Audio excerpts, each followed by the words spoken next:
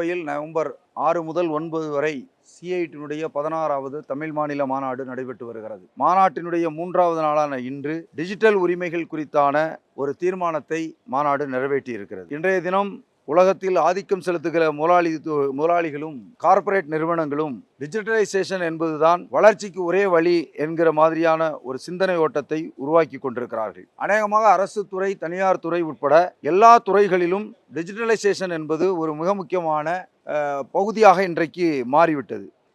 முதலாளித்துவம் இன்றைக்கு கடுமையான நெருக்கடியில் சிக்கியிருக்கிறது.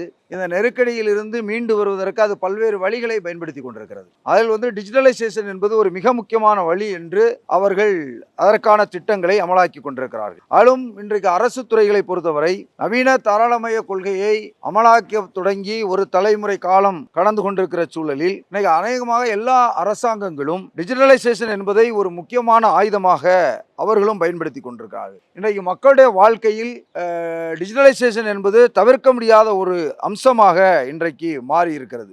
சாதாரண மக்கள் தங்களுடைய வாழ்வில் பயன்படுத்தும் எல்லா நடவடிக்கைகளிலும் டிஜிட்டல் தொழில்நுட்பங்களை சார்ந்து இருக்க வேண்டிய ஒரு நிலைமை என்பது ஏற்படுத்தப்பட்டிருக்கிறது. நம்முடைய நாட்டில் இன்றைக்கு குறிப்பாக தொழிலாளர் சார்ந்த பல்வேறு துறைகளில் இந்த டிஜிட்டலைசேஷன் என்பது தவிர்க்க முடியாத ஒன்றாக மாறி இருக்கிறது. தமிழ்நாட்டை பொறுத்தவரை நம்முடைய நலவாரிய நடவடிக்கைகள் எல்லாம் டிஜிட்டல் மயமாக்கப்பட்டிருக்கிறது. பல்வேறு தொழில் நிறுவனங்களில், வணிக நிறுவனங்களில் அல்லது பல்வேறு சேவைத்துறை நிறுவனங்களில் ஊழியர்களுடைய வருகை, அவருடைய பணி சம்பந்தமான விவரங்கள் முழுவதும் பயோமெட்ரிக் அட்டெண்டன்ஸ் மூலமாக கண்காணிக்கப்படுகிறது. இந்த டிஜிட்டல் தொழில்நுட்பம் மூலமாக இன்றைக்கு உழைக்கும் மக்களுக்கு தகவல் பரிமாற்றம் என்பதில் அது மிக எளிதாக மாற்றப்பட்டிருக்கிறது என்பது ஒரு உண்மை. ஆனால் அதே நேரத்தில் இந்த டிஜிட்டல் தொழில்நுட்பத்தை பயன்படுத்துகிற நிறுவனங்கள் முழுவதும் பெரும்பாலும் கார்ப்பரேட் நிறுவனங்கள். அந்த நிறுவனங்கள் உழைப்பாளி மக்களுடைய பல்வேறு தகவல்களை இன்றைக்கு தங்களிடம் சேமித்து வைப்பதற்கான வாய்ப்பு ஏற்பட்டிருக்கு. தொழிலாளிகளுடைய அவருடைய கருத்துக்கள், புகைப்படங்கள், அவருடைய மூமெண்ட்ஸ், அவருடைய ஒவ்வொரு நடவடிக்கையும் இன்றைக்கு ஒரு கண்காணிப்புக்கு உட்படுத்தப்படுகிற ஒரு புதிய சூழல் என்பது ஏற்படுத்தியிருக்கிறது. இதில் தொழிலாளர்களுடைய பல்வேறு அந்தரங்க விவரங்கள் கூட இன்றைக்கு சேமிக்கப்படக்கூடிய நிலைமை என்பது ஏற்பட்டிருக்கிறது. எனவே இது ஒரு மிகப்பெரிய தனிநபருடைய உரிமைகளை மீறுகிற ஒரு நடவடிக்கையாகவும் இது மாறி இருக்கிறது. இதை ஒழுங்குபடுத்த வேண்டும். அப்படி இல்லை என்றால் கார்ப்பரேட் நிறுவனங்கள் தனி மனிதருடைய சுதந்திரத்தை தங்களுடைய லாப வேட்டைக்காக பயன்படுத்துவதற்கான ஒரு சூழலை இது உருவாக்கிவிடும் என்ற அச்சம் ஏற்பட்டிருக்கிறது. குறிப்பாக தனியார் துறையில் பணியாற்றக்கூடிய தொழிலாளிகளை பொறுத்தவரை அவர்கள் எங்கு செல்கிறார்கள், எங்கு இருக்கிறார்கள், என்ன செய்கிறார்கள் என்று அவருடைய ஒவ்வொரு தனிப்பட்ட நடவடிக்கைகளும் கூட ஒரு கண்காணிப்புக்கு உட்படுத்தப்படுகிற ஒரு சூழல் ஏற்படுத்தப்பட்டிருக்கிறது. இதில் குறிப்பாக இன்றைக்கு நம்ம ஸ்விக்கி, சுமாட்டோ போன்ற அல்லது டிஜிட்டல் செயலிகளின் மூலமாக பணியமர்த்தப்படுகிற ஊழியர்களை பொறுத்தவரை அவருடைய ஒவ்வொரு அசைவுகளும் இந்த நிறுவனங்கள் மூலமாக கண்காணிக்கப்படுகிற ஏற்பாடு இருக்கிறது. அதுமாதிரி அவுட் சோர்ஸ் பணிகளில் ஈடுபடுத்தக்கூடிய தொழிலாளிகளுடைய நடவடிக்கைகள் முழுவதும் இன்றைக்கு ஒரு கண்காணிப்புக்கு உட்படுத்தக்கூடிய நிலைமை இருக்கிறது. இந்தவாறு திரட்டப்படக்கூடிய தகவல்களை தங்களுடைய சொந்த தேவைகளுக்காக, தங்களுடைய லாபம் ஈட்டுவதற்கான வழிமுறைகளாக பயன்படுத்தக்கூடிய சூழலும் ஏற்பட்டிருக்கிறது. இதெல்லாம் முழுக்க தனி மனிதனுடைய உரிமையை பறிக்கக்கூடிய ஒரு நடவடிக்கையாக இது மாறி இருக்கிறது. இதில் சாதகமான அம்சங்கள் இருப்பது மாதிரி தனி மனித உரிமை தொடர்பான பல்வேறு பாதகமான அம்சங்களும் இருக்கிறது. டிஜிட்டல் தொழில்நுட்ப முறையில் இன்னொரு மிக முக்கியமான அம்சம் செயற்கை நுண்ணறிவுடைய பயன்பாடு. இன்றைக்கு ஏஐ எல்லா துறைகளிலும் பயன்படுத்தப்படுகிறது.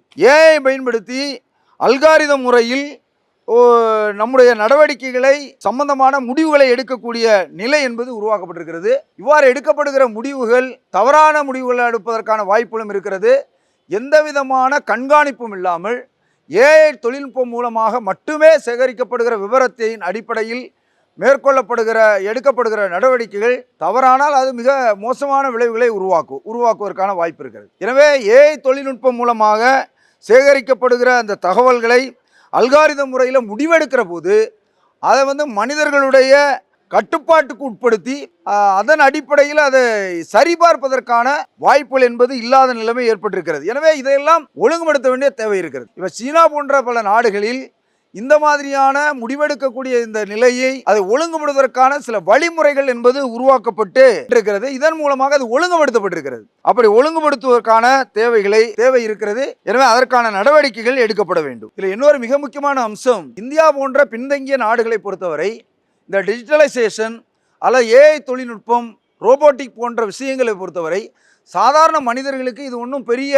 இது சம்பந்தமான தொழில்நுட்ப அறிவெல்லாம் கிடையாது.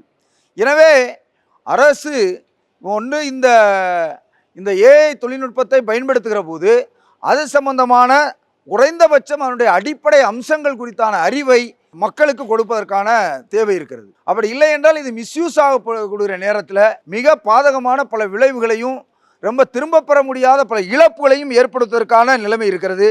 எனவே உடனடியாக இதில் இந்த டிஜிட்டலைசேஷன் என்று வருகிற போது இதில் மக்களுடைய அடிப்படை உரிமைகளை பாதுகாப்பதற்கான சில அந்த குறைந்தபட்ச தொழில்நுட்ப அறிவை பெறுகிற அடிப்படையிலான கல்வி, திறன் மேம்பாட்டு பயிற்சிகளை தொழிலாளர்களுக்கு, மக்களுக்கு வழங்குகிற ஏற்பாட்டையும் செய்யணும். இவை எல்லாவற்றையும் உள்ளடக்கி உரிமைகளை பாதுகாப்பதற்கான சட்டத்தை மத்திய மாநில அரசாங்கங்கள் உருவாக்க வேண்டும் என்று சிஐடியினுடைய இந்த 16வது தமிழ் மாநில மாநாட்டில் வலியுறுத்தி தீர்மானங்களை நிறைவேற்றியிருக்கிறோம்.